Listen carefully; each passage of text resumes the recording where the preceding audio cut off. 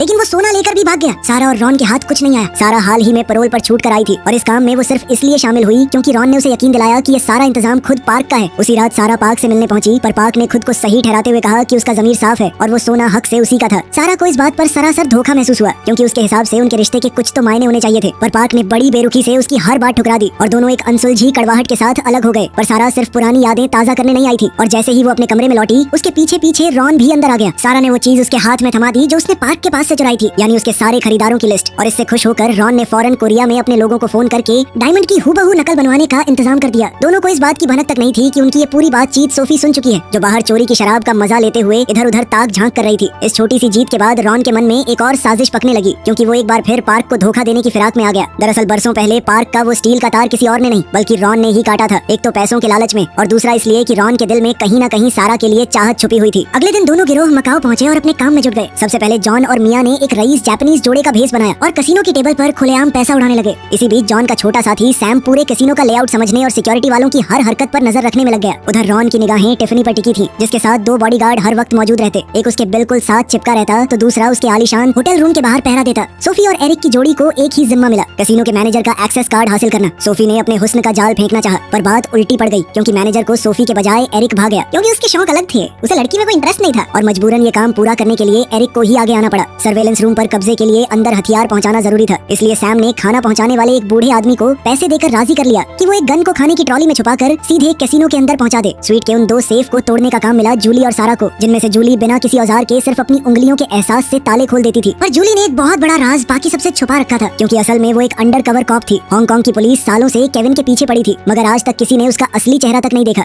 अपने गैंग का लीडर होने के नाते जॉन के मन में एक अजीब सी बेचैनी थी क्योंकि केविन का ही डायमंड चुरा कर उसी को वापस बेचना कोई आसान बात नहीं थी। सालों पुरानी एक याद उसकी आंखों के सामने आ गई जब उसने और उसके पार्टनर ने चुराया हुआ माल बेचने की कोशिश की थी केविन को, और जैसे ही उसके साथी ने जरा सी हिचक दिखाई, केविन ने उसे वही मौके पर मार डाला। अब की बार तो वो चुराया हुआ माल नहीं बल्कि केविन का अपना ही डायमंड बेच रहे हैं उसे। इसलिए जॉन अच्छी तरह समझता था कि इसका अंजाम कितना खतरनाक हो सकता है। यही वजह थी कि जॉन का असली मकसद वो डायमंड था ही नहीं बल्कि वो तो केविन की रखैल टिफनी का पैसा लूटने की ताक में था। सिक्योरिटी का ध्यान भटकाने के लिए एरिक को स्टील के तारों के जरिए छत पर चढ़ने का काम दिया गया, जबकि पार्क ने कसिनो में रॉन से जानबूझकर एक नकली झगड़ा शुरू कर दिया। पर देखते ही देखते वो बनावटी झगड़ा सच में बदल गया क्योंकि पार्क ने उसी वक्त जता दिया कि उसे बहुत पहले से शक था कि बरसों पुराना उसका तार रॉन ने ही काटा था। गुस्से और घबराहट में रॉन कसिनो से बाहर निकला और सीधे पियर पर जाकर अगले दिन भागने के लिए एक बोट का इंतजाम करने लगा। उधर सारा को कोरिया से भेजा गया वो नकली डायमंड भी मिल गया। सुबह होते ही दोनों गिरोहों ने अपना ऑपरेशन शुरू कर दिया। सोफी जब जॉन और मिया के स्वीट से निकल रही थी तभी उसने अचानक एक ऐसी चीज देख ली जिसकी उसे उम्मीद तक नहीं थी कि जॉन और मिया के बीच चक्कर चल रहा है। पूरी तैयारी के साथ प्लान शुरू हुआ और तय ये था कि सर्वेलेंस रूम पर कब्जा होते ही उनके पास चोरी पूरी करने के लिए बस 10 मिनट रहेंगे। क्योंकि पार्क को कसिनो पहले ही ब्लैक लिस्ट कर चुका था, इसलिए उसका काम था सिर्फ बाहर रहकर बाकी सबकी मदद करना। जैसे